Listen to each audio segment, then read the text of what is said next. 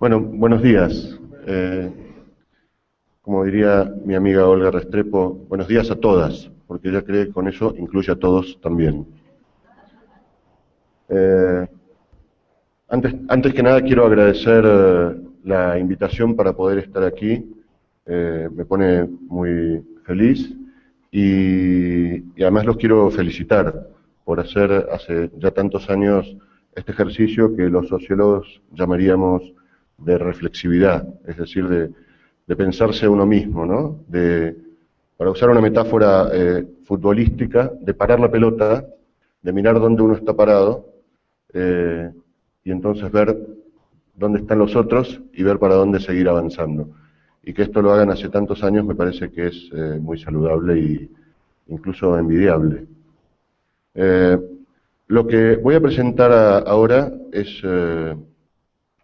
son muchas cosas, eh, tal vez demasiadas, ¿no? Pero preferí pasar algunas un poco rápido, tal vez, que dejarlas afuera, ¿no? Es más una presentación un poco, digamos, impresionista, de presentarles un panorama general de muchos problemas y, y a los que les interese alguno de los aspectos, luego en las preguntas tendremos tiempo de conversar un poco más. Eh, yo cambié ligeramente el tema que habían propuesto, que me parece que me gustaba más el que habían puesto ustedes, pero se ve que me lo olvidé y puse otro. Pero bueno, los dos más o menos refieren más o menos a las mismas cosas. Eh, una primera aclaración es que voy a cambiar un poco el eje de cómo se vino conversando hasta aquí, porque frecuentemente se supone que uno está analizando, observando una realidad como si esa realidad fuera aislada del resto del mundo. Y resulta que si uno no toma en cuenta cómo el resto del mundo está cambiando, uno no entiende bien lo que está pasando en su propio pueblo. Y entonces voy a incorporar al mismo tiempo las dimensiones locales, que yo creo que estuvieron bien discutidas hasta ahora, con el modo en que esas relaciones están cambiando en la escena internacional. Esa es la primera aclaración. La segunda aclaración es que en el título, yo creo que esto, tanto en el que ustedes pusieron, que estaba mejor, como en el mío, me refiero a América Latina. Y yo creo que la noción de América Latina merece, aunque sea una nota al pie, digo, de qué cosa hablamos cuando hablamos de América Latina. Yo creo que en un sentido muy estricto y riguroso no es correcto, porque estamos hablando de realidades tan heterogéneas entre sí que a veces son difíciles de comparar. Por ejemplo, si hablamos de sistemas científicos, ¿cómo comparar a Brasil con 150 o 200.000 investigadores con pequeños países como Panamá o Paraguay que tienen 200 investigadores? ¿No? Digo, ¿cómo comparar esas realidades tan diversas? Entonces, desde un punto de vista muy estricto, en términos metodológicos, yo creo que hablar de América Latina es complicado y no debería hacerse. Sin embargo, desde un punto de vista de una sociología política y de una mirada más histórica, no solo creo que es correcto hacer esa violación metodológica, sino que es necesario.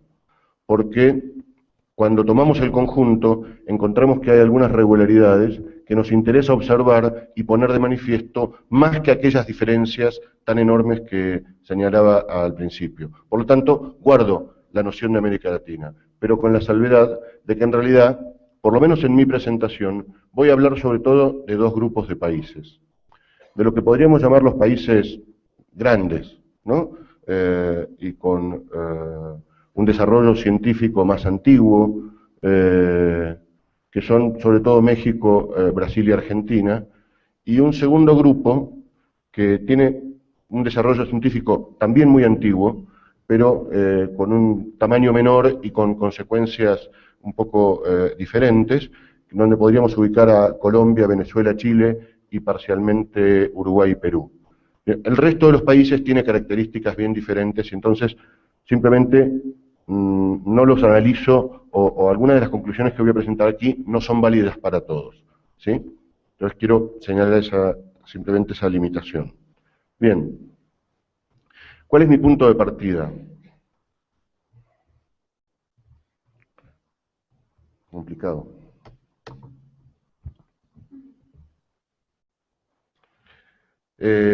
Bueno, lo primero que yo querría señalar es que cuáles han sido los modos históricos de pensar el desarrollo de la ciencia en los contextos, digamos, de menor desarrollo.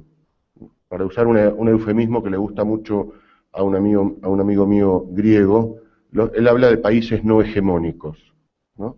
Que es una manera muy elegante de referirse.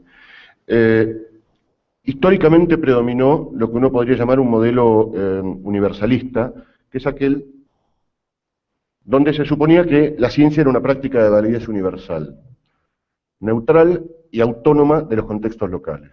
Esa idea que en algún momento se mencionó en estos días de la Torre de Marfil, de que los científicos eran autónomos y que estaban más bien conectados entre sí e independientemente de los países en donde trabajaban. Con esta mirada, que debo decir, no está completamente erradicada, sobre todo en lo que refiere a su carácter neutral y en unas fuertes disputas por la autonomía que todavía persisten, no tenía mucho sentido formularse la pregunta acerca de qué ocurría en los países de menor desarrollo, puesto que simplemente eran manifestaciones de una ciencia universal, fuertemente integrada, y donde simplemente estaríamos en distintos estadios de desarrollo de un mismo camino, de una misma autopista para todos.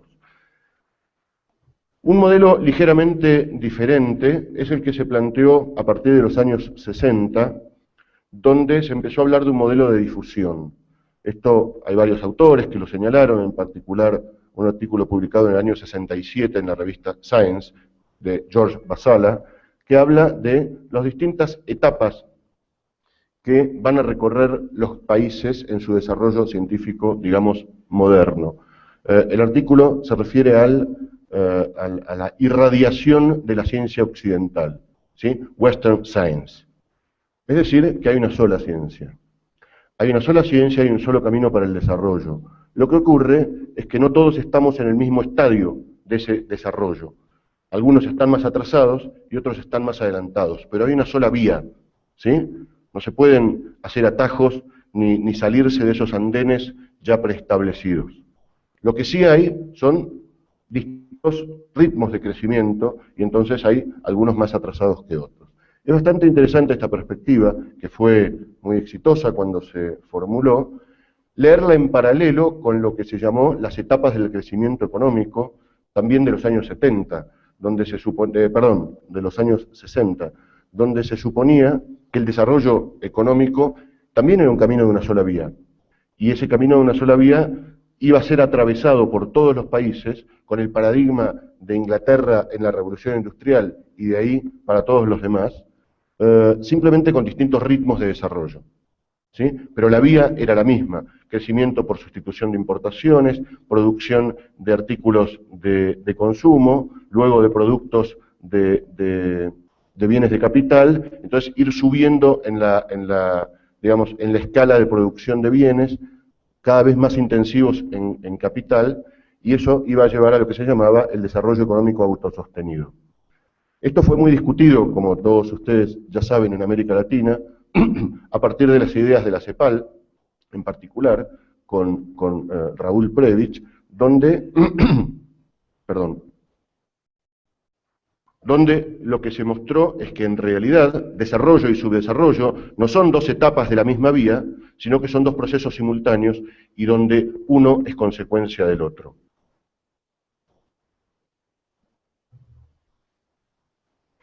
No hay, por lo tanto, una sola vía, sino que hay que explorar otras vías y otros modelos de desarrollo. Esto, que en términos económico-políticos fue bastante difundido en los años 60, 70, fue bastante más complicado en términos del desarrollo científico, romper con la idea de que el desarrollo científico era universal y de una sola vía. Sin embargo, a partir de algunos pioneros y ya en los últimos 20 años, se empezó a hablar primero de un centro y una periferia en términos científicos, y ya en los últimos años empezamos con algunos colegas,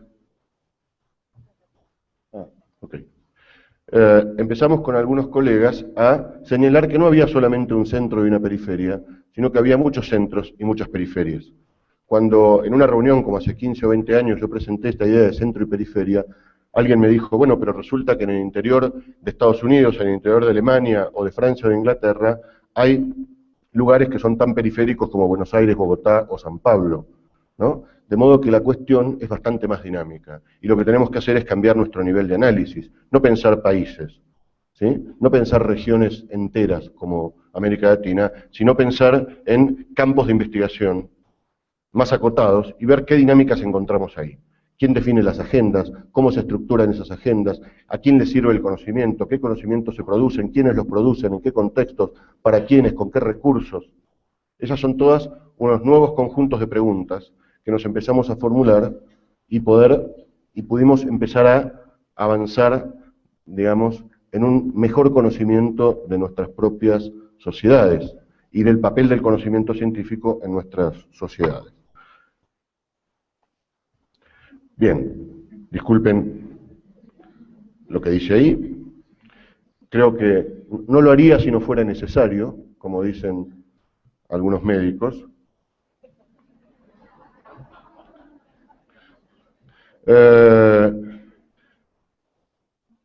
Nosotros hicimos un estudio acerca de la participación de grupos latinoamericanos en proyectos europeos. Nos interesó mucho porque en los últimos años vimos, en principio, que había un crecimiento muy importante de esta participación.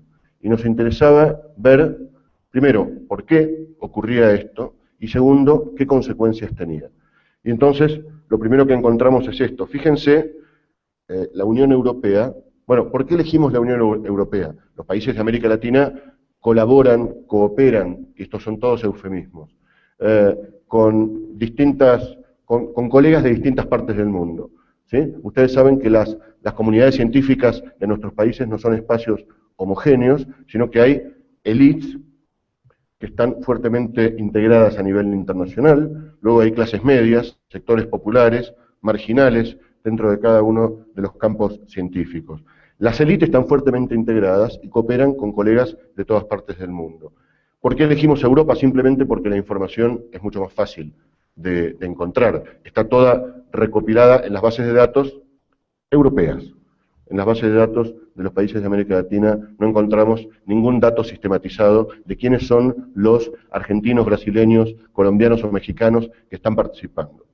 Pero, por suerte, los europeos sí lo registran, y acá tenemos, desde el segundo al sexto programa marco, ahora está terminando el séptimo programa marco de la Unión Europea, como la participación, aquí tomamos simplemente los 4 países que tenían mayor participación, y ustedes ven claramente cómo esto se fue creciendo de un modo muy importante.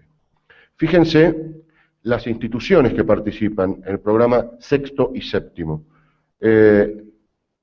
Si ustedes miran en el sexto, el 65% de las instituciones eran europeas, aquí, mientras que solo un 13% eran latinoamericanas y un 21% eran de otros países. Y ahora fíjense en el séptimo, es decir, hoy, lo que está terminando ahora. Estos datos naturalmente son preliminares de cuando el programa estaba en medio de su desarrollo.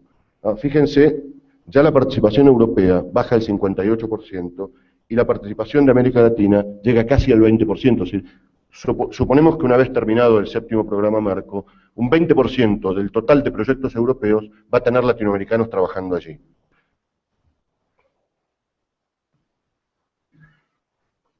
Ahora fíjense por número de proyectos. Brasil, en el séptimo programa marco, sería el séptimo país europeo, ¿sí? Es decir, su participación es más importante que, o sea, casi tan importante como Italia, y más importante que el resto de todos los países que están ahí. Holanda, Bélgica, Suecia, Dinamarca, Polonia, Portugal, Austria. Es decir, la participación de Brasil es más importante que casi todos los países europeos, excepto los 5 más grandes. Pero aún más, Brasil, Argentina y México participan en tantos proyectos como Francia y Alemania, que son 2 de los países más dinámicos de Europa. Entonces esto nos lleva a a una conclusión que es: esta participación latinoamericana en proyectos europeos no es una casualidad. Depende de algunas razones. Vamos a investigar cuáles son las razones. Entonces, veamos primero los recursos, ¿sí? Aquí ustedes tienen, bueno, Argentina. Esto, en este cuadro, se llega a leer. Bien, estos son el costo total de los proyectos en millones de euros. No, en euros. No pueden ser 465.000. No, en euros. En euros. No en millones, en euros.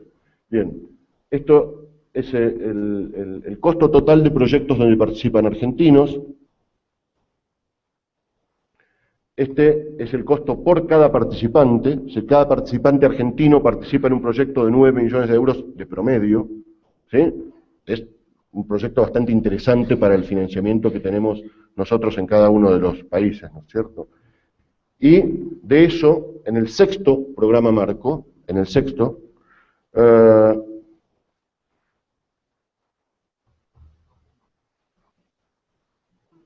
se ha vuelto... el país contribuye más o menos con un 12-15%, ¿sí? La Argentina ahí está contribuyendo con un 12-15%, el resto es lo que, el dinero que aporta la Unión Europea. Fíjense, remarqué los datos de Colombia. En el sexto programa marco, Colombia tenía una participación mucho menor, ¿sí? Menor a Perú y Uruguay. Y voy a hacer algo que debía haber hecho hace un rato. ¿Cómo cambia la vida? Y fíjense que más o menos el aporte de Colombia es de un 20%, ¿sí? Este es el sexto programa marco, que terminó hace 6 años.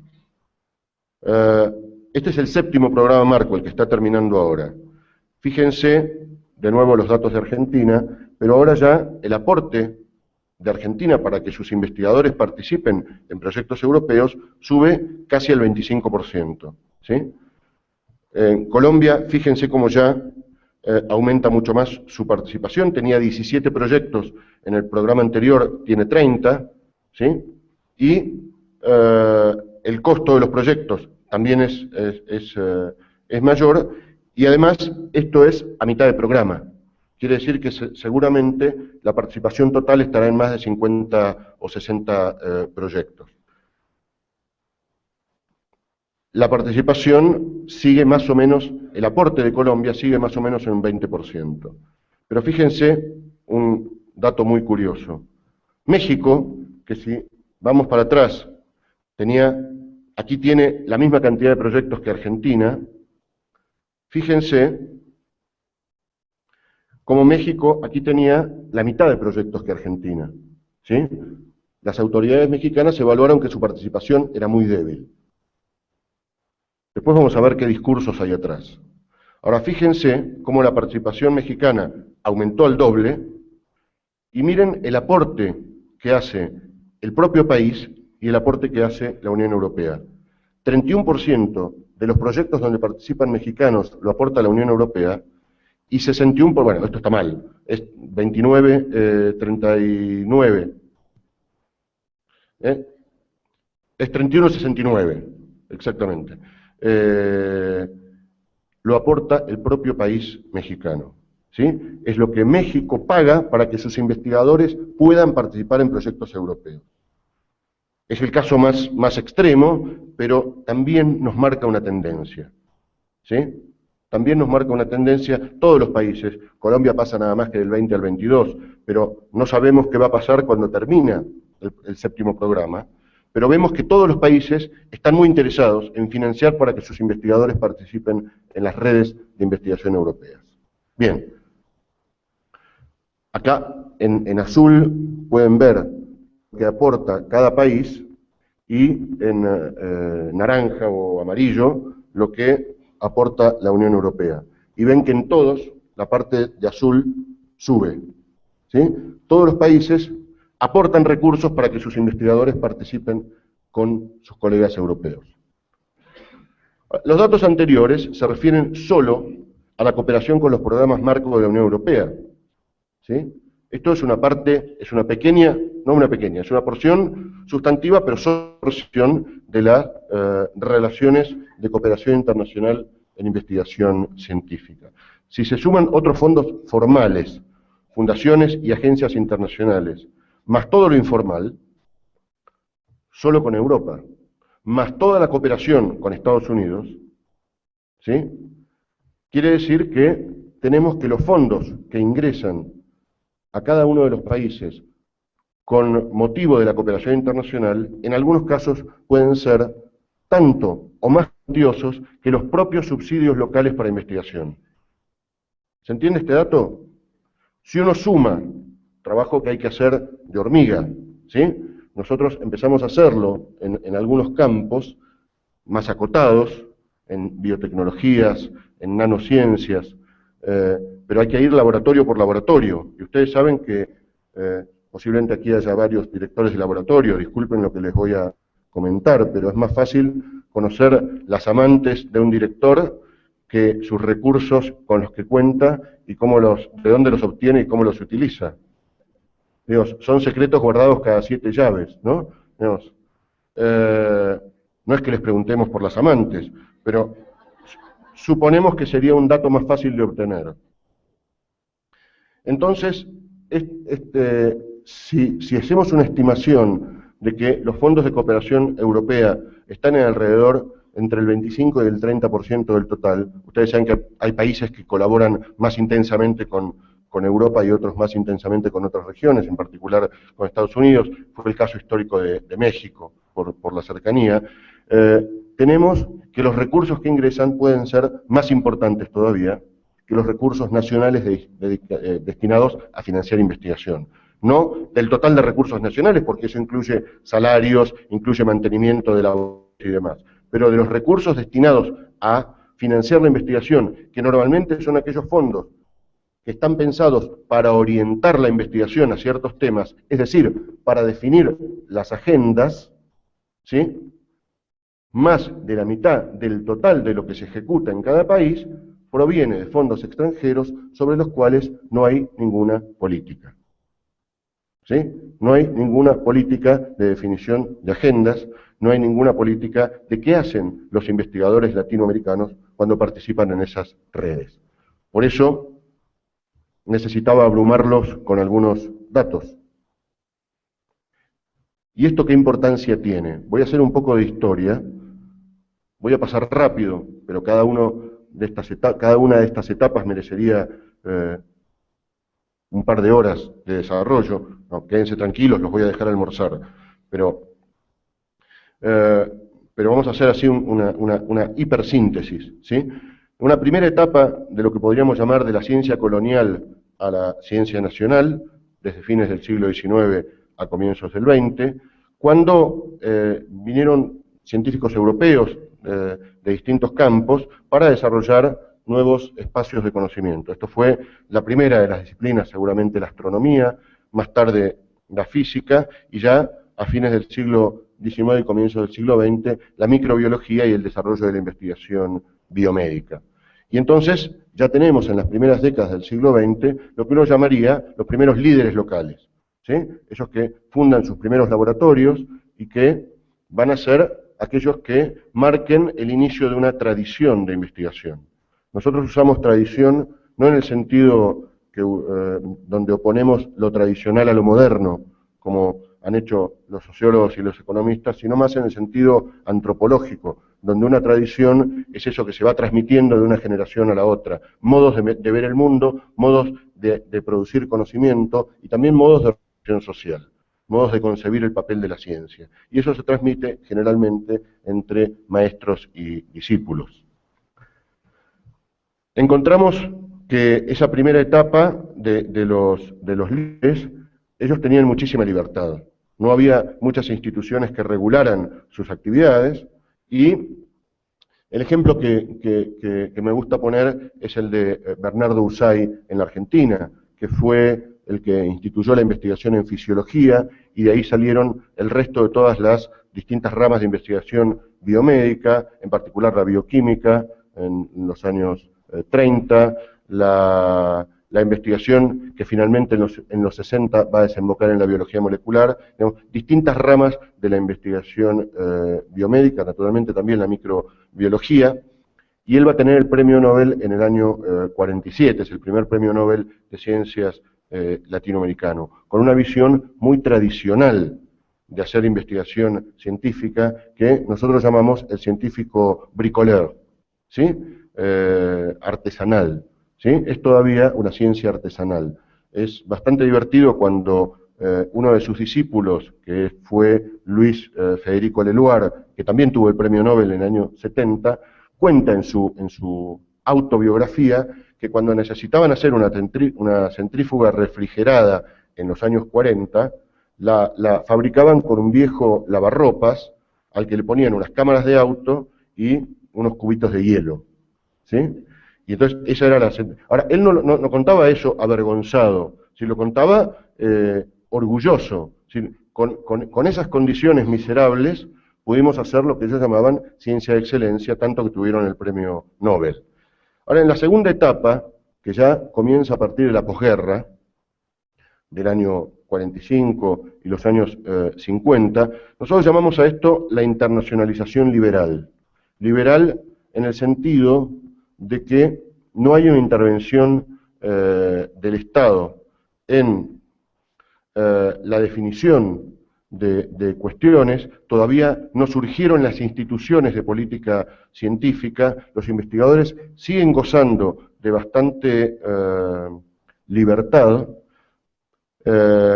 pero ya están fuertemente institucionalizados en universidades e institutos públicos de investigación, y esto es lo que marca el cambio en estos tiempos. Y ya pasamos a la tercera, que es la de la internacionalización liberal orientada, que yo diría tiene tres características principales.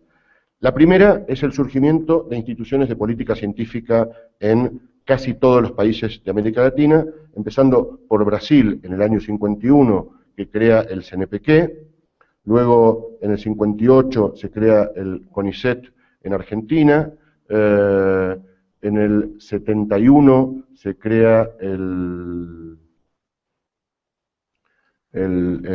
CONACYT de México, se crea por esos años Colciencias en Colombia, y entonces ya hay una intervención del Estado directa con una idea de que la investigación necesita, primero, recursos, que esos recursos deben ser provistos por el Estado a cambio de una suerte de contrato que todavía tiene mucho de retórica. Es decir, nosotros vamos a financiarlo y ustedes van a ofrecer conocimiento que la sociedad pueda utilizar. Entonces ya tenemos lo que yo llamo una internacionalización liberal orientada, ¿sí? Ya el Estado va a participar, va a financiar sobre todo becas y subsidios, y tenemos que ya el científico bricoleur, como artesanal, como mencionábamos recién, ya no puede seguir trabajando de la misma manera. La ciencia a nivel internacional cambió y estamos frente a la emergencia de lo que se llamó la Big Science, ¿no? La gran ciencia. Ya, si uno podía en el garage de su casa fabricar un microscopio y trabajar con muestras obtenidas de un modo casero, ya a partir del advenimiento de la Segunda Guerra y de los cambios fenomenales que generó, bueno, por un lado el desarrollo del proyecto Manhattan, por otro lado el desarrollo de la carrera espacial, uno ya no puede construir un aceleradorcito de partículas en el jardín de su casa.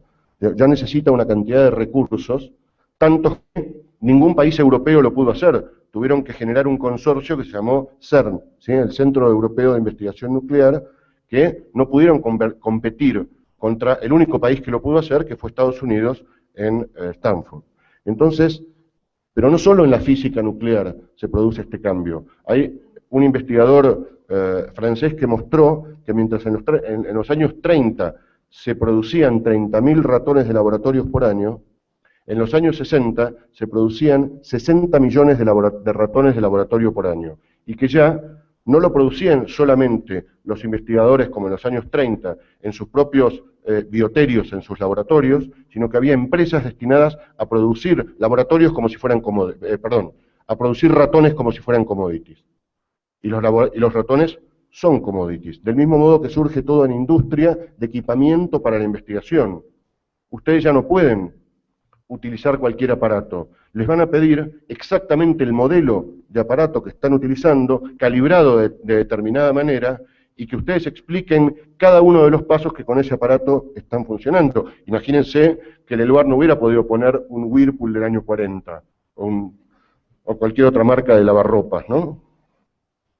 De modo que esto va también estandarizando la investigación, ¿sí? Imponiendo normas de producción de conocimiento.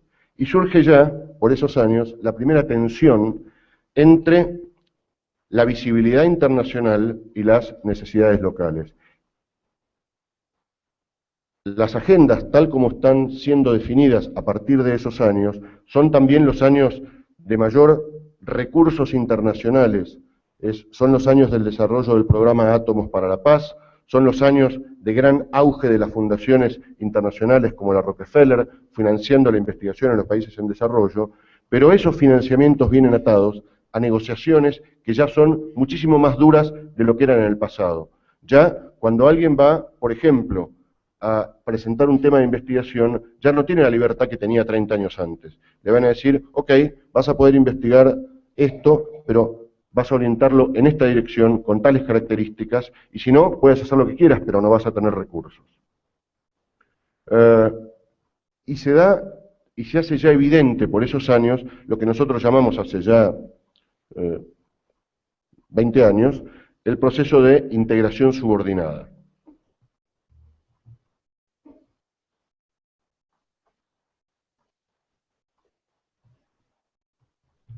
La integración subordinada, que aquí llamamos tradicional, vamos a ver qué sentido tiene eso hoy, pasa por la formación de científicos, normalmente elite científicas, que se forman en yo jamás usaría la palabra un laboratorio del norte, lo tomo de uno de los críticos más interesantes que hubo, que fue Oscar Barsaski.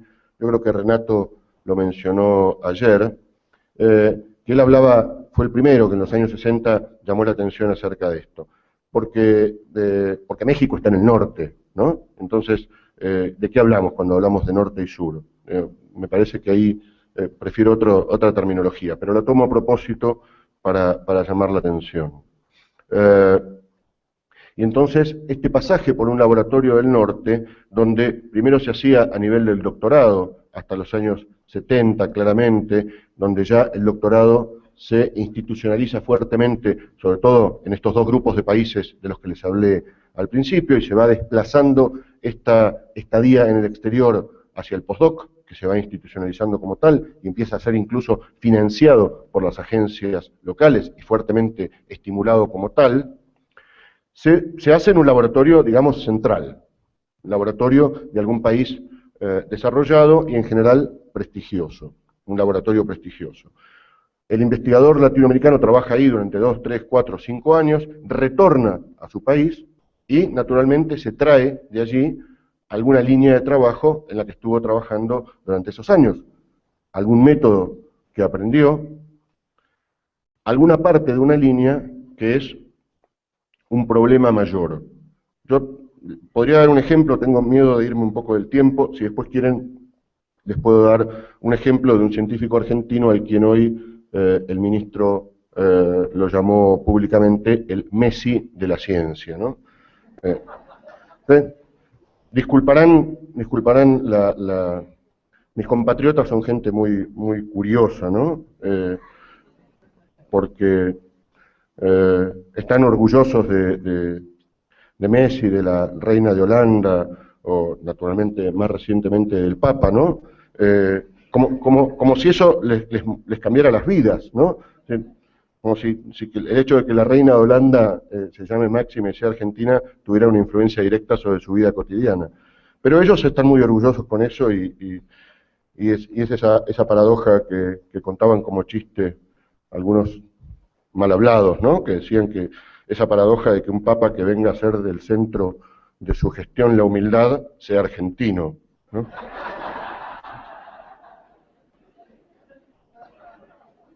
Pero bueno, esas cosas ocurren, ¿no?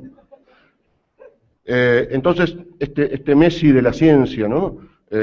Está en un laboratorio de Oxford durante 4 o 5 años, donde descubren que algo que, voy a decirlo solo en 2 palabras, descubren algo que rompe el dogma central de la biología molecular, que es lo que se llama el splicing alternativo. Los que vengan de ese campo lo entenderán rápido y los demás no deben tener ni la más mínima idea de lo que estoy hablando. Pero saben que si algo rompe el dogma central de alguna cosa, es algo muy importante, ¿no?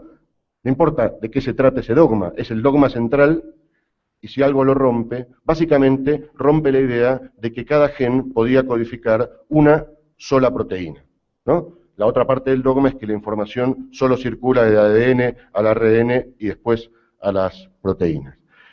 Al romper esto, encuentran que esa proteína tiene un carácter extraordinario, ¿no? Y este tipo se vuelve el campeón mundial de esa proteína. Vuelve a Buenos Aires, de Oxford, y sigue trabajando durante los siguientes años en qué hace esa proteína a la noche, de día, cuando llueve, cuando hay sol, si gana Boca, si pierde River, digamos, en todas las condiciones.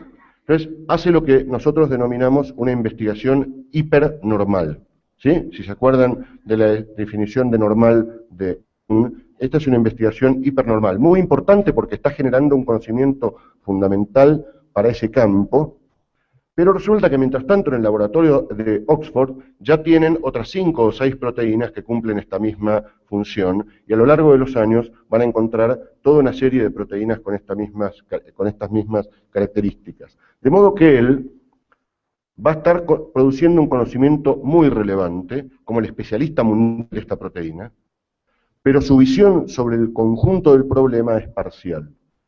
Para volver a utilizar una metáfora futbolística, es como si usted estuviera en una cámara de televisión que solo siguiera el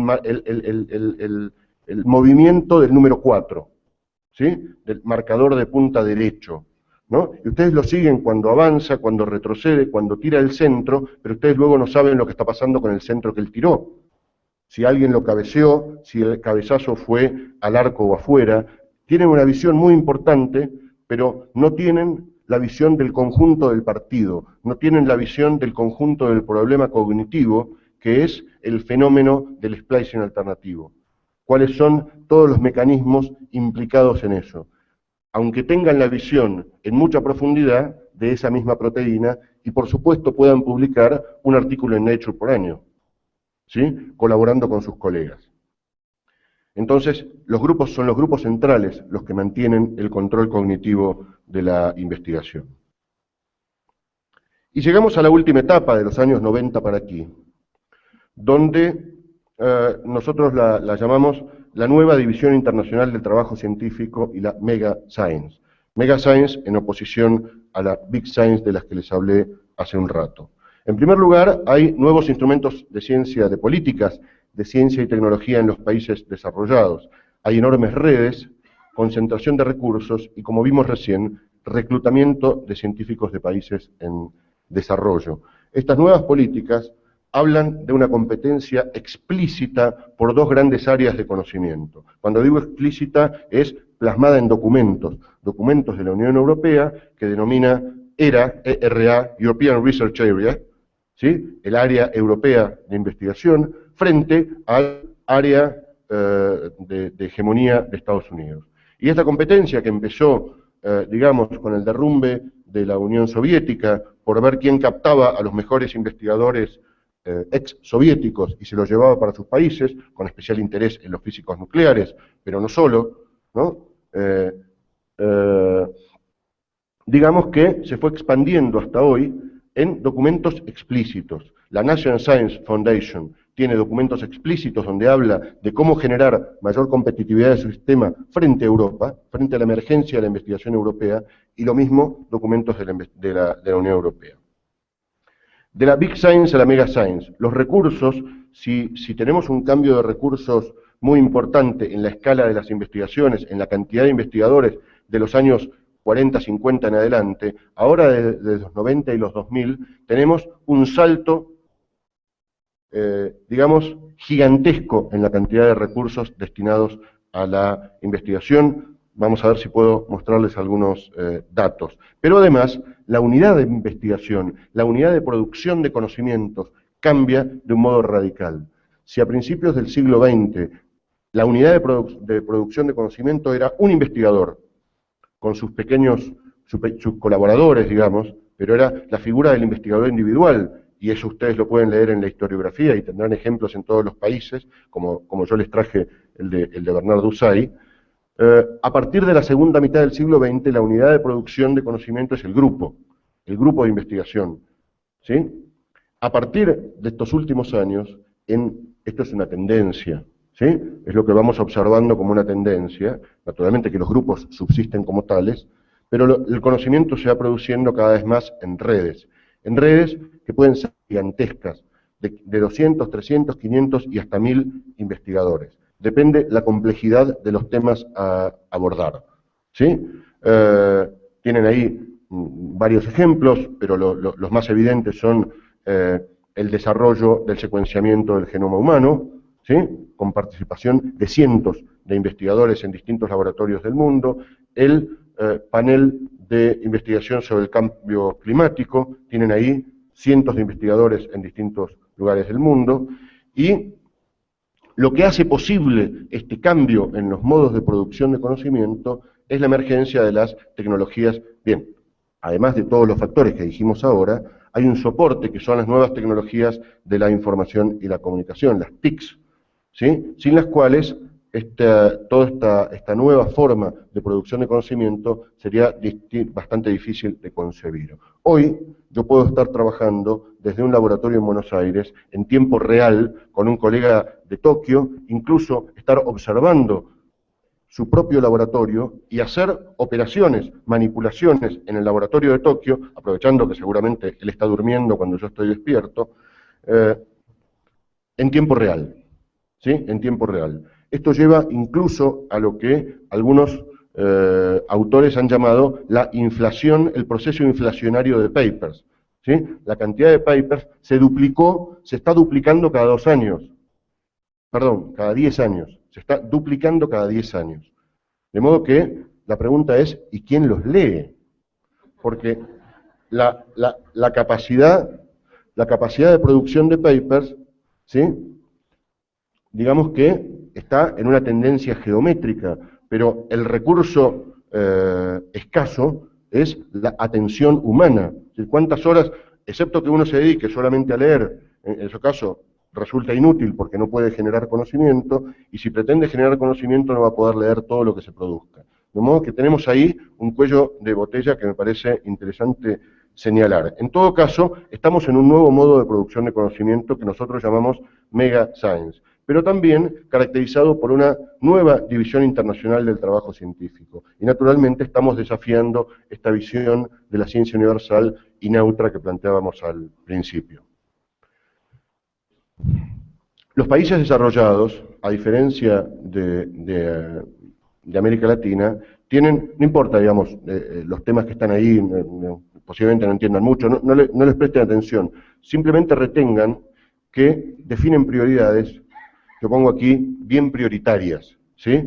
No definen que la prioridad es biotecnología, no definen que la prioridad es nanociencias, ¿sí? Lo que definen es tal tipo de conocimiento adaptado a tal situación para tal tipo de propósito, ¿sí? Y estos temas definidos de un modo tan estrecho requieren una gran cantidad de investigadores de los que Europa, Estados Unidos es otro caso, no cuentan.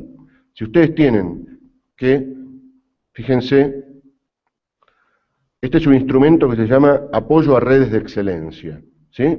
Empieza con 50 investigadores y va de 600 y más, y hay redes de 1000, 1200 investigadores, ¿no? Hay incluso artículos científicos hoy, mencioné recién el CERN, el Centro Europeo de Investigación Nuclear, artículos firmados por 300, 400 investigadores. ¿Sí? Entonces, ahí tenemos una marca de cómo están cambiando en algunos campos las formas de producción de conocimientos. Es más, la hoja de las firmas es más larga que el artículo. Entonces, es interesante porque a cualquiera de nosotros 6 millones de euros por año nos parece una cantidad bastante motivadora, ¿no? Podemos llegar a hacer un montón de cosas para lograr conseguir un subsidio de esas características, pero si lo piensan bien, para 600 investigadores, este subsidio es muy pequeño, ¿sí? No es para un grupo de 4 o 5 cómplices, es una mega red de 600 investigadores. Ahora, ¿por qué están tan contentos con tan poco dinero? Porque en realidad, esos no son los únicos recursos con los que cuenta esa red. Ese capital que le da la Unión Europea es una especie de capital semilla con la cual van a sumar muchos otros recursos. Y básicamente van a sumar recursos públicos y privados, que son los que van a financiar a esa red. De modo que esos 6 millones de euros por año se van a convertir en 50, en 80 o en 100 millones de euros por año para esa red. ¿Sí? ¿Por qué? Porque el modo en que se define la agenda de esa red ya está fuertemente negociada de antemano. Ahora veamos por qué. Bueno, antes que eso, bueno, el modo en que se negocia, ¿sí? Cómo se establecen, y en Estados Unidos hay un proceso que es análogo, cómo se establecen esas agendas. Esas agendas en Europa participan los estados nacionales, las burocracias europeas, las empresas privadas y las comunidades de investigación. Y en esas duras negociaciones surgen después las agendas.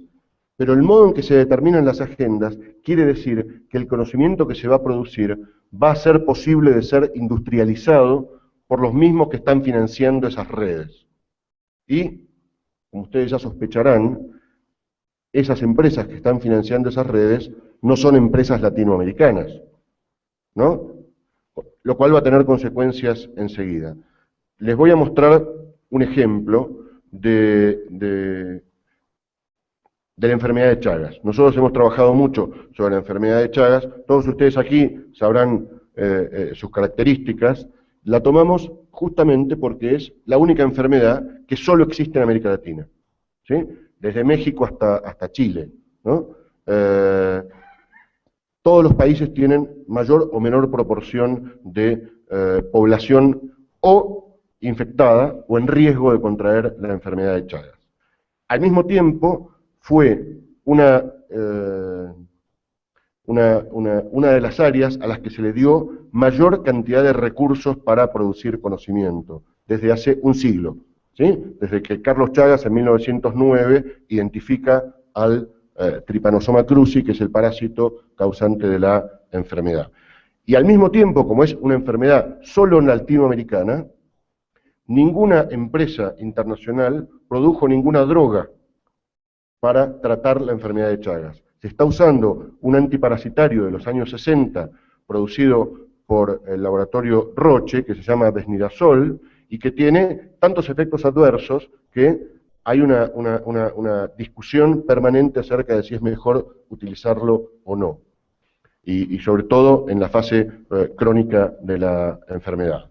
Ahora, no hay ningún desarrollo de una nueva droga para esta enfermedad, que es una enfermedad propia de los países de América Latina.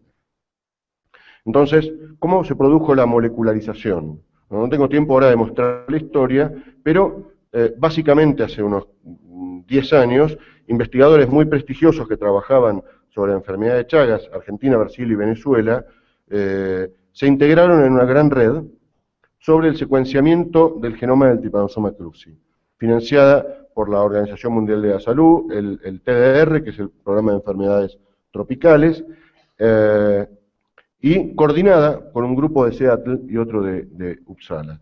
La idea de obtener la secuencia completa del genoma del Trypanosoma cruzi era que iban a poder encontrar blancos, ¿sí?, a donde atacar al parásito, y a partir de eso encontrar una molécula que pudiera o inhibir un gen o sobreexpresar otro gen que finalmente matara al parásito y generara una droga eficaz para luchar contra la enfermedad. Los supuestos implícitos son de toda esta red, no los explícitos. Los explícitos son los que dije recién. Son: para luchar contra la enfermedad de Chagas hay que producir conocimientos científicos, aunque habría otras soluciones. Como no hay drogas disponibles, hay que trabajar en el desarrollo de nuevas moléculas, aunque habría otros conocimientos. Los investigadores más prestigiosos en biología molecular deben trabajar sobre el tema, aunque habría otros grupos de otros campos menos prestigiosos. Y una vez producido el conocimiento, habrá formas de aprovecharlo socialmente, ¿sí? Todos estos supuestos son fundamentales tenerlos en mente para evaluar después cuáles son las consecuencias reales de este tipo de organización. Entonces, lo que finalmente tienen en mente es el viejo modelo lineal de innovación. Este es un dibujo de muy baja calidad que hice yo hace muchísimos años, pero que nos sirve para mostrar cómo, si uno pone recursos en la ciencia básica, va a seguir aumentando. Ayer encontramos, antes de ayer, cuando ustedes mostraban la distribución de ciencia básica, ciencia aplicada en la universidad, a mí no me sorprendió que el 65 o 70% era ciencia aplicada.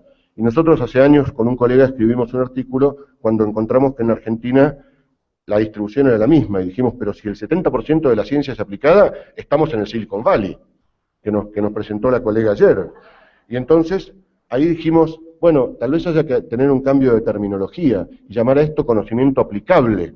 Y resulta que de este conocimiento aplicable, la mayor parte no se aplica.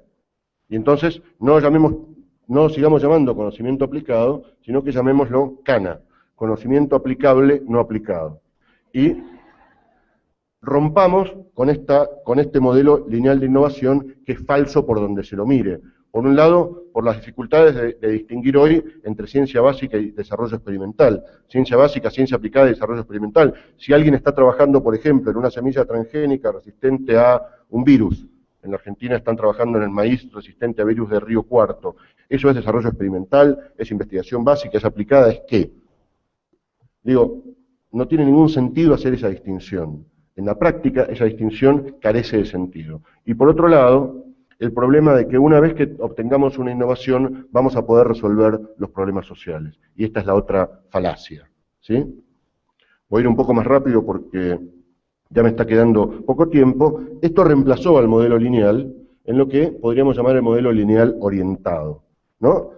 Donde tenemos agencias públicas que financian al conjunto de la comunidad científica, pero hay una parte, en rojo, que se define conocimiento relevante. Y ese conocimiento relevante es el que va a pretender abordar los problemas sociales, ¿sí?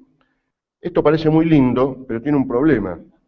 Y el problema son estas tres flechas negras que van del conocimiento relevante a los problemas sociales y que tienen más que ver con el realismo mágico que con una efectiva planificación de las políticas de investigación. Nadie sabe explicar muy bien de qué modo, produciendo conocimiento relevante, se van a poder abordar esos problemas sociales, y por otro lado, no se sabe muy bien quién definió que esos son los problemas sociales.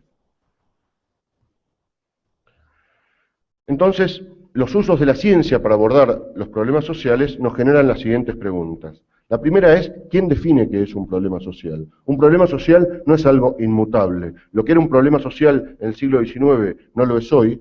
Lo que no era problemático en el siglo XIX sí lo es hoy. Por ejemplo, el desempleo. En el siglo XIX se suponía que el desempleo era un problema de inadaptación de un sujeto a un mercado de trabajo porque era tonto o inútil, y hoy se puede pensar que es un problema de que el mercado de trabajo no está en condiciones de incorporar a mayores sujetos.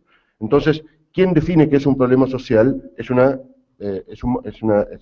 instante crucial en el poder pensar las políticas. Lo segundo es, ¿cuáles son las alternativas de resolución? Muy a menudo esto se nos presenta de un modo automático. Bien, tenemos la enfermedad de Chagas, entonces produzcamos biología molecular del parásito para poder atacar, entonces, pero, momento, ¿hay otras soluciones? ¿O esa es la única? ¿Sí? ¿Y hay otras soluciones en términos de movilización de conocimiento o ese es el único conocimiento? ¿Sí? ¿No deberíamos en realidad, cuál es el problema de Chagas? ¿Las viviendas rurales? Bueno, entonces arrasemos con las viviendas rurales y construyamos moles de cemento que están muy bien adaptadas para nuestros climas rurales y se acabó. Digamos, el insecto, que en Argentina se llama vinchuca y aquí yo creo que le llaman pito, ¿sí? Y en Brasil, barbeiro, no se puede alojar en paredes de cemento como estas. De modo que resolvemos el problema y dejamos de hacer biología molecular del parásito que no le interesa a nadie. ¿No? Otra solución es arrasar con toda esta población. Hacemos campos de concentración y liquidamos a toda esta gente.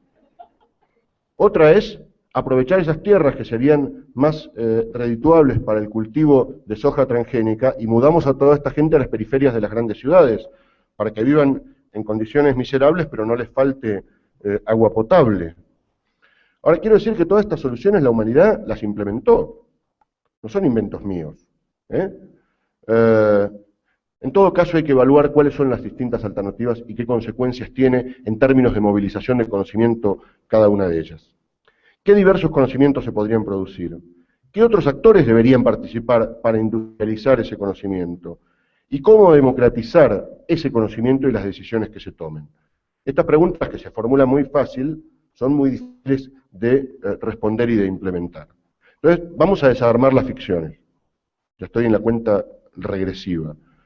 ¿Qué es lo que aquel esquema del realismo mágico y de la flechita no nos cuenta? ¿Sí? Veámoslo en el caso de la enfermedad de Chagas y en cualquier otro ejemplo que ustedes me puedan sugerir. Tenemos el secuenciamiento del ADN del Trypanosoma cruzi, naturalmente publicado en un paper, y todas las citas que tomo acá son reales.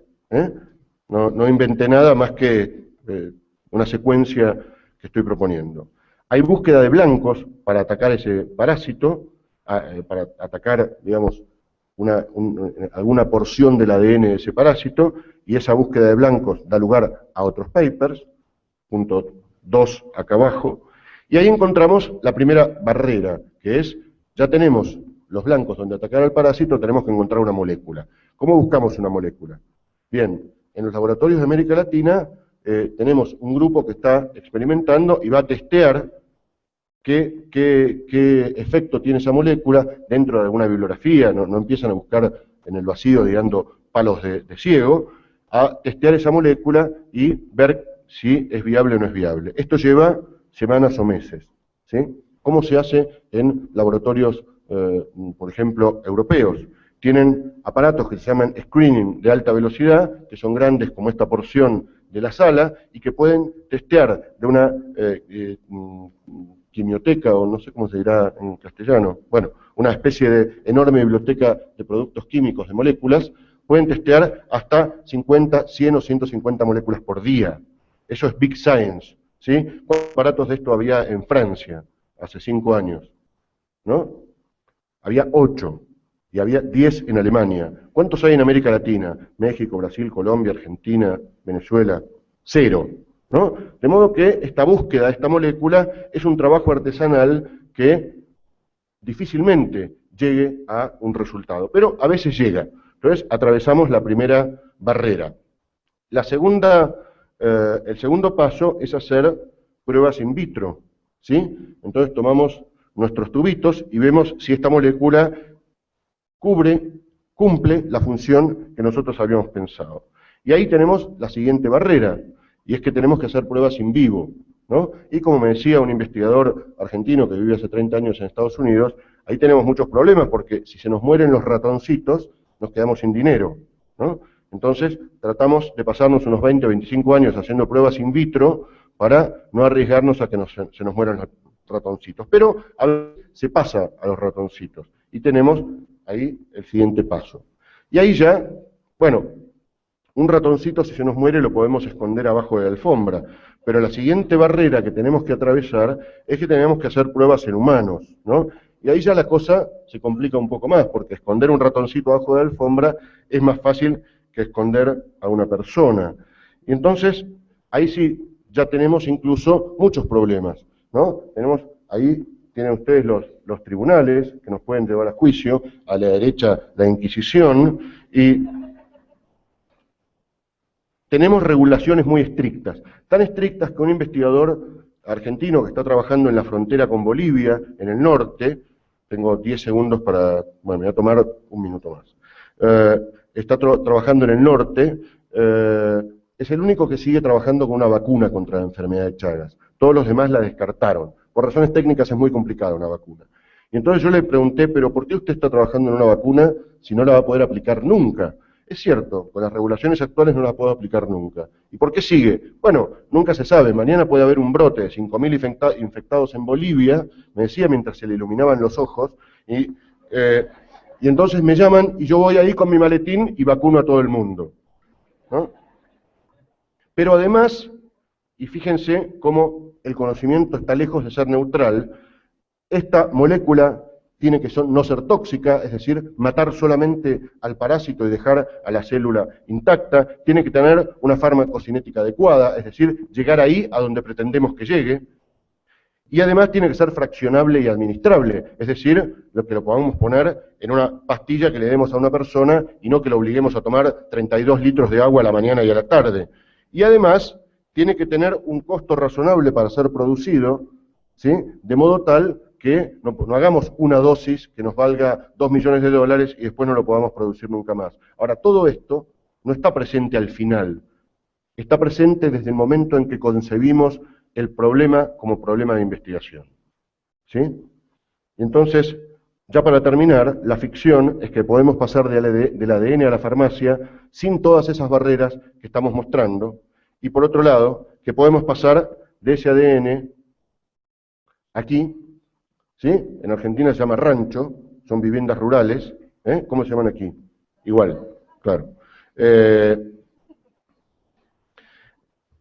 Sin atravesar todas esas barreras. De modo que el proceso, lo que yo llamo el proceso de purificación, implica que de este entorno social y natural, donde estaban los infectados de Chagas, los enfermos, tenemos a los médicos que les van a sacar sangre, de ahí los anticuerpos, van a aislar a los parásitos y con un equipamiento científico obtener una secuencia del ADN del parásito. De ahí van a tener financiamiento tanto de agencias nacionales como de agencias internacionales de financiamiento. Ahora fíjense que en ese momento ya no importa de dónde salió la secuencia, son aminoácidos que pueden tener cualquier origen, ¿sí? Si ustedes tienen una secuencia de ADN, ya no importa si es del Trypanosoma cruzi, ya no importa si es del Trypanosoma cruzi que estaba en la sangre, que estaba en los campesinos, que estaban en una zona rural, sino que lo que tienen es una mera secuencia de ADN que se puede negociar en un mercado internacional de conocimiento. Digo, es un poco exagerado, pero no es falso,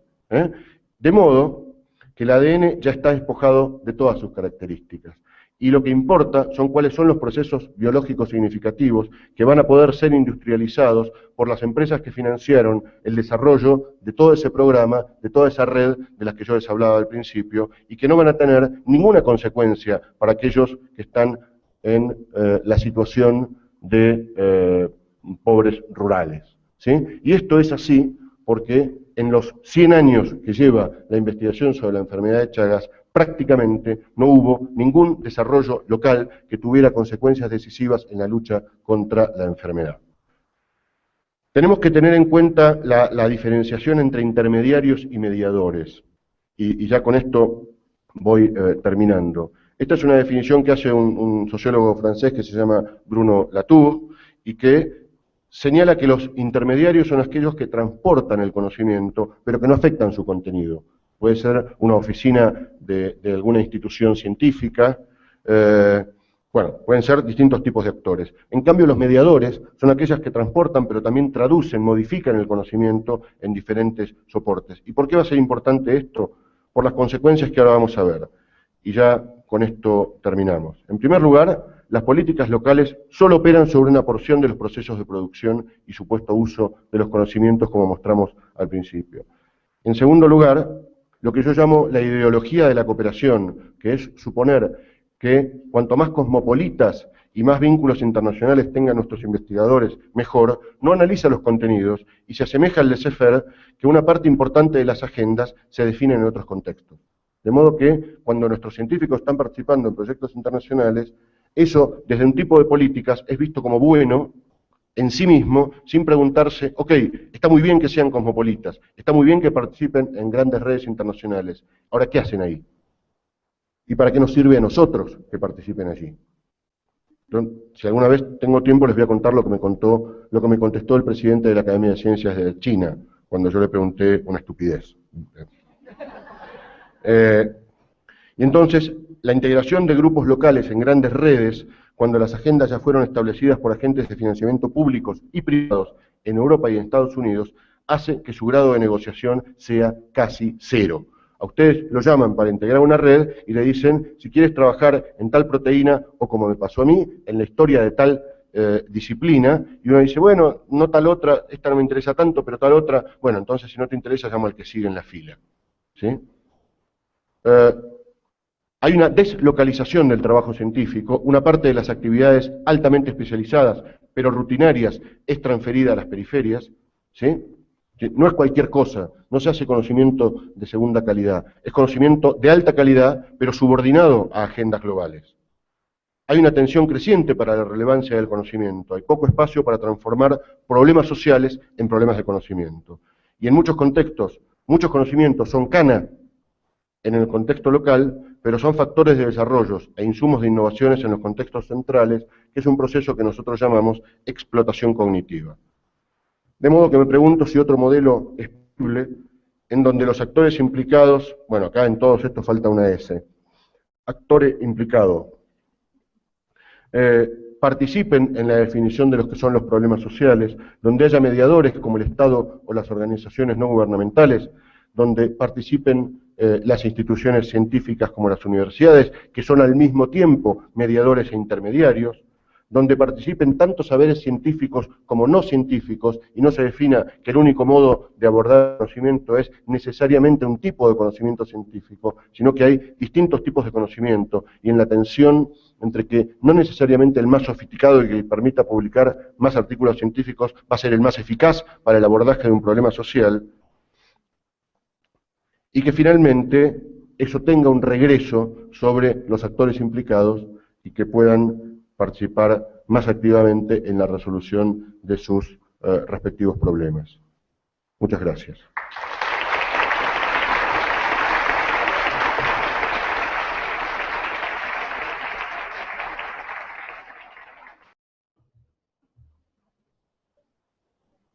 Bueno, voy a empezar, ¿se oye? Voy a empezar por la más fácil. ¿Por qué al hablar de innovación lo trata como falacia? No, me parece que me expresé mal o lo entendiste mal, no sé quién me hace la pregunta, porque yo dije que el modelo lineal de innovación es una falacia, no dije que la innovación sea una falacia. Digo que ese modelo donde se supone que se comienza con la ciencia básica, se sigue con la ciencia aplicada y se termina con la innovación, eso es una falacia. Ese camino no es el que recorren la mayor parte de las innovaciones. Si uno hace la historia de la ciencia y la tecnología, encuentra que la mayor parte o empiezan con un desarrollo experimental que presenta problemas. Todos ustedes saben que la máquina a vapor es bastante previa a que se enunciaran las leyes de la termodinámica, y sin embargo estuvo funcionando un par de siglos de lo más tranquila. Entonces, digo, ese modelo lineal que supone que para hacer innovación hay primero que hacer ciencia básica y luego ciencia aplicada, ese modelo es falaz, pero no la innovación misma, como voy a decir semejante cosa. Bueno, hay muchas que no llego ni a leer. En el modelo que propone al final de la presentación, ¿cuál es el papel de la educación en ciencias y tecnologías? Bueno, yo creo que es completamente central, completamente central.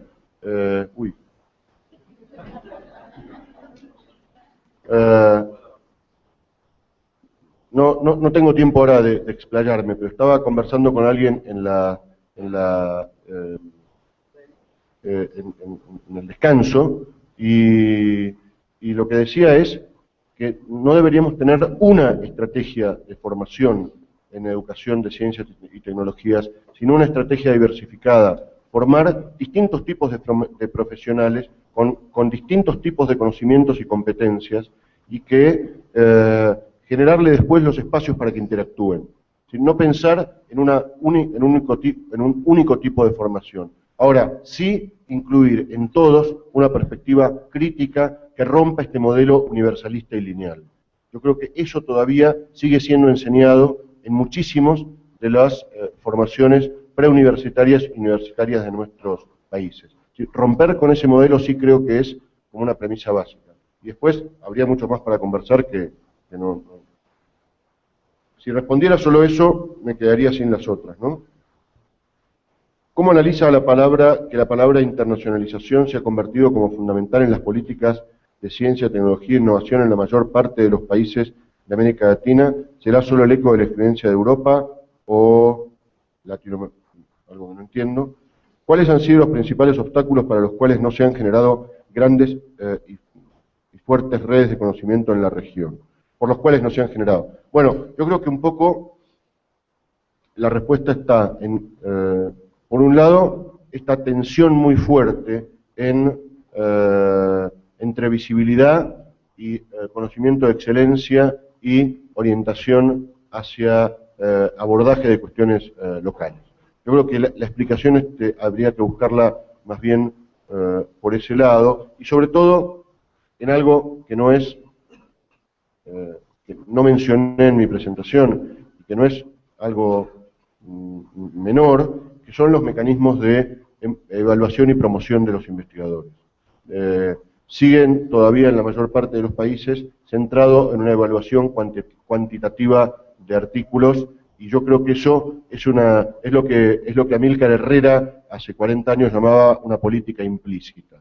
¿Sí? La política explícita les dice a los investigadores: oriéntense a generar conocimientos que puedan ser apropiables por la sociedad, y la política implícita les dice: pero lo voy a evaluar por la cantidad de papers que publiquen. Entonces yo creo que ahí hay algunas vías por las cuales indagar esta pregunta, ¿no? Dadas las condiciones impuestas por las redes, ¿tiene sentido invertir en este tipo de investigación? ¿Por qué queremos pertenecer a una red si no tenemos mucha libertad?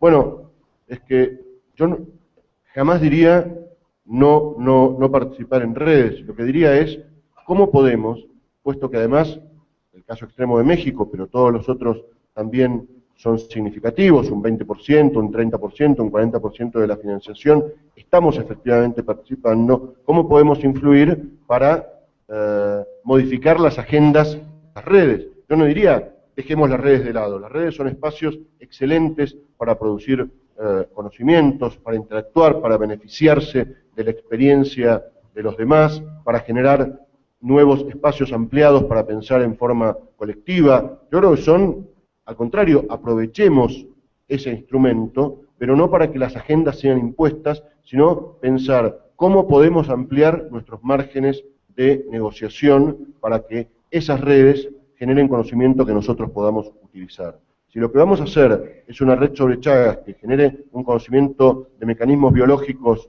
de un ADN que jamás vamos a utilizar, eso no sirve. Ahora, ¿podríamos reformular esa red y condicionar el apoyo que le damos a que esa agenda se modifique? ¿A que aprovechemos el conocimiento que tienen en parasitología los suecos de Uppsala para lo que a nosotros nos interesa? ¿Podemos ampliar nuestros márgenes de negociación? Yo creo que ahí está la pregunta.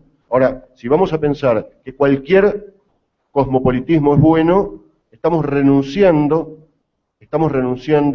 a ampliar nuestra capacidad de negociación. Yo observo lo mismo con las becas, la formación en el exterior. ¿sí? Cualquiera que vaya a un centro prestigioso va a ser apoyado por las instituciones locales. No, preguntémonos qué va a hacer. ¿Qué va a hacer durante 4 o 5 años al lugar que sea? A Oxford, a Max Planck en Alemania, a Harvard, a Stanford. Ok, el centro es muy prestigioso, pero ¿usted qué va a hacer ahí? ¿Y qué va a hacer cuando retorne? Porque usted es libre de hacer lo que quiera, pero si nosotros lo vamos a apoyar, entonces vamos a negociar qué condiciones. ¿Sí? Podría decirse que en América Latina se producen no entiendo. Piedras del campo de la Mega Science, no entiendo. Y que en América se da una mezcla de Mega Science con Big Science.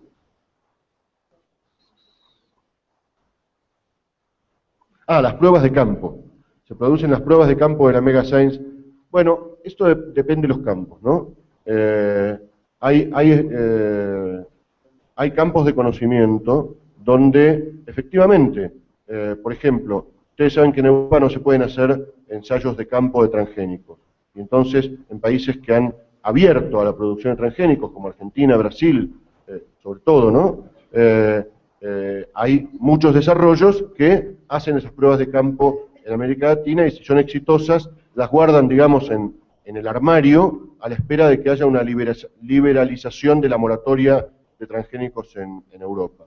Eso existe. También lo mismo ocurre con pruebas clínicas de medicamentos, donde ustedes tienen profesionales muy bien entrenados en laboratorios de investigación biomédica y en hospitales de América Latina, donde se hacen pruebas de drogas, con todo un mercado de conocimientos bastante complejo.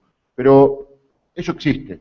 Yo ponía más el foco, eso existe y es evidente. Yo ponía más el foco en aquello que es menos evidente, que es en lo que participan los investigadores más prestigiosos, en esos que publican en Nature, ¿sí? Y que parece que están produciendo un conocimiento central y que, sin embargo, ese conocimiento central está subordinado, ¿sí? Las dos cosas son ciertas, ¿eh? Me interesaba mostrar aquello que es menos obvio. Debemos comenzar a revalorar la pequeña ciencia y, como algunos creen que esta ya terminó, yo creo que hay que hacer todo. Yo creo que hay que hacer todo. Si uno puede, porque si no tenemos la siguiente paradoja. Los investigadores más prestigiosos están fuertemente integrados y generan un conocimiento poco útil, ¿sí? Y los investigadores con menos prestigio son los que están intentando generar un conocimiento útil porque no pueden competir con los actuales mecanismos de evaluación con sus colegas más prestigiosos. Esto me parece que genera, finalmente vamos a esperar conocimiento útil de aquellos que no tienen más remedio. Entonces, me parece que lo que hay que intentar es una estrategia múltiple, ¿no? Pero básicamente dando vuelta a la cosa. No pensar qué conocimiento generamos para ver qué podemos ofrecer, sino todo lo contrario, ¿no? Hace 2 semanas me vinieron a hacer una entrevista de la Dirección de Ciencias de la Ciudad de Buenos Aires. Están haciendo un censo de oferta de conocimiento científico. Entonces, bueno, recibí a la censista y le dije, todo esto que están haciendo no tiene ningún sentido. ¿No? Yo estoy perdiendo mi tiempo, usted también, su jefe también, y además estamos gastando recursos en hacer un inventario de oferta. Entonces, a la semana me llamó su jefe y me dijo que quería hablar conmigo un poco alarmado, ¿no? Y voy a intentar reunirme en algún momento y explicarle por qué hacer estos inventarios de oferta de conocimientos a los que somos difusos, muy afectos, no sirven para nada, sino dar vuelta la ecuación y decir, bueno, ¿qué queremos resolver y cómo lo abordamos? Si los estudiantes desean investigar, pero ese conocimiento nunca se va a aplicar por el contexto del país como Colombia, ¿cuál debe ser el foco para no perder la iniciativa de investigación? Bueno, creo que lo que acabo de decir, ¿no? Que ya lo respondo. ¿Qué le dijo el director chino?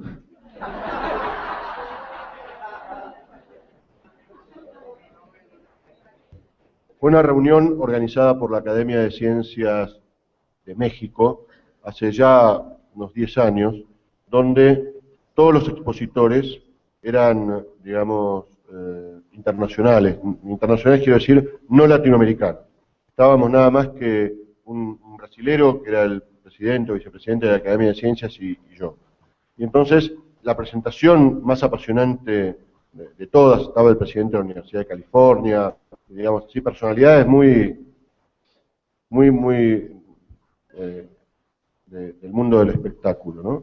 Y la presentación del presidente de la Academia de Ciencias China fue para nosotros muy reveladora, y en un momento dijo que había 1 millón de chinos en el exterior, ¿no? De científicos chinos en el exterior. Cosa que, si cualquiera de ustedes va a cualquier laboratorio de Estados Unidos, de Inglaterra, va a ver que tal vez incluso se quede corto, ¿no? Con la cantidad de chinos.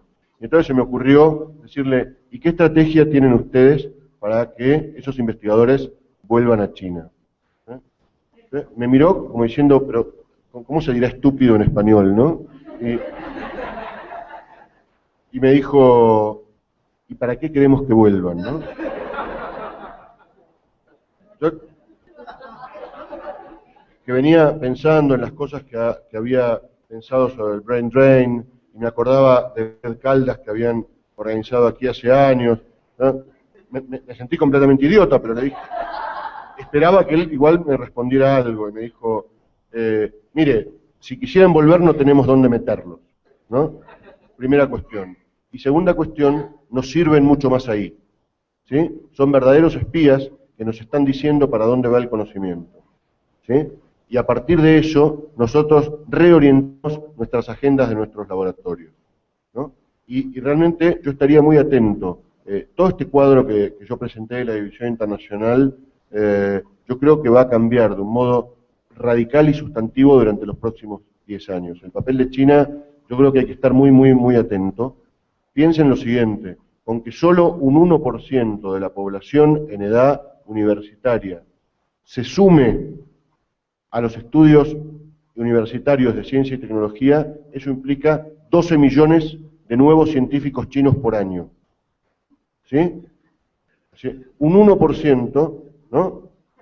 O sea, más o menos una cuarta parte de la población de Argentina o de Colombia que se incorpora, o sea, en 4 años incorporan una Colombia entera al sistema científico, o están en condiciones de hacerlo, ¿no? Ya es el segundo país en cantidad de artículos, no en cantidad de citas, pero sí en cantidad de artículos publicados.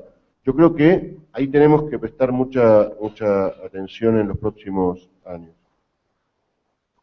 Yo creo que elegimos 1 o 2 más, porque si no nos vamos a quedar sin almuerzo ni nada.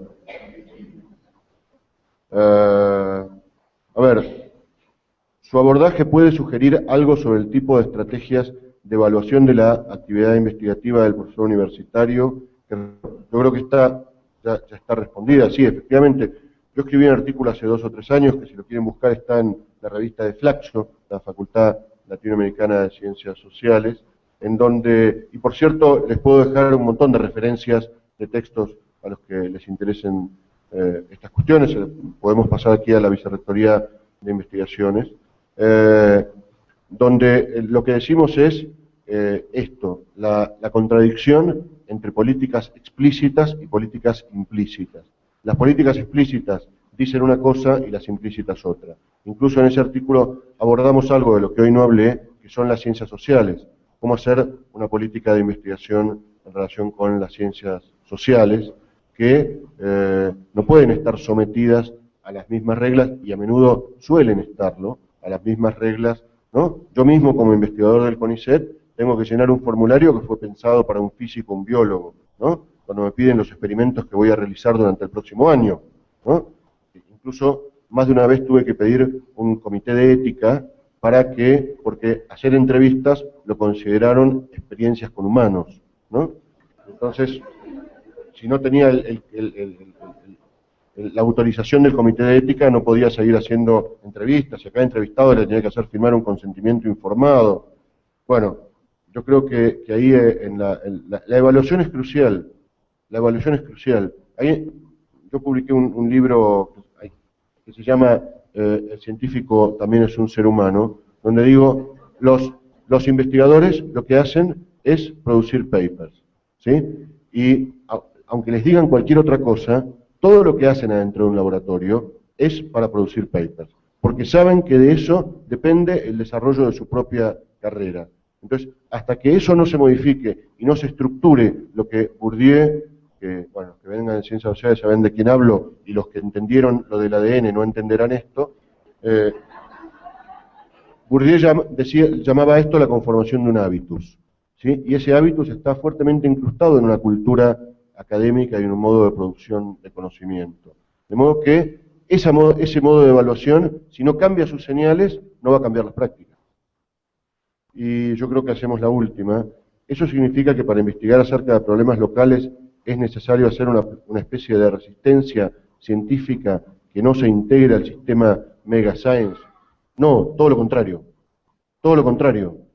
¿Sí? Si volvemos al tema de Chagas, y le dedico 2 palabras a esto, posiblemente cerremos con ello, y les pido disculpas a las 3 preguntas que quedaron ahí, pero bueno, yo estimo que ustedes quieren almorzar también. En la cuestión de Chagas, nosotros lo que planteamos es, ¿cuál es el problema? El problema real es no las casas rurales, sino lo que se llama el peridomicilio, ¿sí? Porque la gente que está sometida a contraer el Chagas, normalmente tiene lo que nosotros llamamos el corral, donde tienen gallinas o cabras o ovejas o cerdos, y nosotros sabemos que se puede hace 40 años rociar con insecticida las casas, se eliminan los insectos, pero no se puede rociar este corral que normalmente está pegado a las casas. Y resulta que uno hace salir a la gente, puede rociar las casas, a la noche la gente vuelve, barre todos los insectos muertos, pero 3 días más tarde hay en estos animales de corral insectos, pitos, que aunque sanos, pican picar es una forma delicada. Yo no les voy a dar los detalles del proceso de transmisión del parásito, que son muy desagradables. Pero en todo caso, digamos, pican y transmiten, sacan sangre con parásitos de un cerdo, de una gallina o de lo que fuere, montados al perro, ingresan a la casa y a los 6 días de desinfectada tienen exactamente la misma cantidad de insectos que tenían en ese momento. Entonces, ¿cuál es la cuestión? Bueno, si esto es lo que tenemos que resolver, y esto lo propongo, digamos, como metodología aplicable a cualquier caso, cómo formular el problema. Si esto es lo que queremos resolver, bueno, ¿qué conocimientos tenemos disponibles? Por ejemplo, no tenemos un insecticida que sea eficaz contra los insectos y que sea inocuo contra los animales domésticos, ¿sí? Bueno, esto implica generar un nuevo conocimiento del que hoy no disponemos. Implica desarrollar, por ejemplo, la industria química, ¿sí? La industria química para generar un nuevo insecticida no es un conocimiento marginal, es un conocimiento muy importante. Hay que hacer una gran cantidad de estudios para ver qué sustancias pueden ser tóxicas para el insecto e inocuas para las gallinas, por ejemplo. Esto puede dar lugar a publicar artículos, puede dar lugar a colaboraciones internacionales, puede ser aplicado a otras enfermedades que tienen estas mismas características, enfermedades transmitidas por otro tipo de insectos. ¿Sí? Ustedes saben, hay una organización que tiene la sede en Suiza, que se llama DNDi, que es Drugs for Neglected Diseases Initiative, ¿sí? La iniciativa para las enfermedades olvidadas o negadas, y que tiene 4 enfermedades, que son Chagas, leishmaniosis, malaria, y yo no me acuerdo cuál es la 4ª. Digo, todas están en América Latina, ¿sí? Pero la única que solo está en América Latina es Chagas. Y son enfermedades para las cuales no hay drogas. Entonces, bueno, si damos vuelta a la cosa y digamos, hacemos un programa de investigación en esto, y en tanto tiempo, esta organización hizo un llamado a financiación de proyectos. Participaron 20, 30, 40 grupos latinoamericanos, varios de aquí que no voy a mencionar, varios de Argentina también. Acá hay grupos muy importantes de investigación sobre Chagas, ¿sí? Aquí en Colombia. Los grupos más relevantes están en Brasil, en Colombia y en Argentina, ¿sí? Tipos que son Messis o Valderramas de la ciencia, o papelés de la ciencia en cualquier lugar, ¿sí? Que han publicado en las mejores revistas internacionales, pero no han generado ningún conocimiento útil. Entonces, ¿cómo reorientar eso? Ahora, en este llamado que hizo TNDI, se presentaron 30, 40 latinoamericanos, pero solo uno evaluaron que podía realmente producir una droga. ¿Sí? Un venezolano, que se llama, bueno, no voy a decir su nombre porque no importa, que un químico venezolano que ya no vive en Venezuela y que está desarrollando esa droga en Japón, asociado con un laboratorio japonés en Tokio, y es la única promesa de una nueva droga que puede haber para la enfermedad de Chagas, hoy, ¿sí? Según los informes de esta propia DNDi, que hace unos 5 años se estableció en América Latina con sede en Río de Janeiro. Y bueno, la última. Dado que la financiación de proyectos en la Unión Europea tienen intervención de investigadores de América Latina, es cada vez mayor desde los países de origen, inclusive México, con más del 50% actualmente, no es excesiva si tomamos en cuenta que finalmente se realiza allí mismo, en la Unión Europea, y probablemente con predominio de ideas de investigación europeas que intentan resolver sus problemáticas mayoritariamente. Bueno, sí, esta es la cuestión. ¿Sí? ¿Por qué América Latina está financiando la investigación europea? Digo, esta es la pregunta. La pregunta no es, esto no debería hacerse. La respuesta no es, esto no debería hacerse. La respuesta sería, ¿qué alternativas tenemos? ¿Cómo compatibilizar que nuestros investigadores sigan participando? Porque muchas de estas redes son lideradas por gente con la cual yo entiendo que es apasionante trabajar, ¿sí? Si yo fuera biólogo molecular y me proponen trabajar con el grupo de Cambridge, que son los herederos de Francis Crick, que descubrió la estructura de la doble hélice, yo estaría fascinado de poder trabajar con ellos. Solo que uno debe preguntarse, ok, pero ¿qué voy a hacer? ¿Qué voy a hacer en esa red? ¿Sí? Porque la cuestión es que hoy, tal como están estructuradas, uno solo puede hacer lo que ya está establecido. Entonces, ¿cómo compatibilizar esas redes que son, intelectualmente fascinantes para cualquiera de nosotros, participar con colegas que están generando preguntas apasionantes, es algo fascinante, ¿sí? Y además nos genera recursos, nos permite equipar mejor nuestros propios laboratorios y demás. Ahora, ¿cómo compatibilizar eso para tener otros márgenes de negociación en este nuevo modelo, donde el punto de partida sea qué queremos abordar? Y entonces, ¿qué conocimiento movilizar? Y entonces, participemos en alguna de estas redes en la medida en que eso permita fortalecer nuestras propias capacidades. Y no solamente porque eso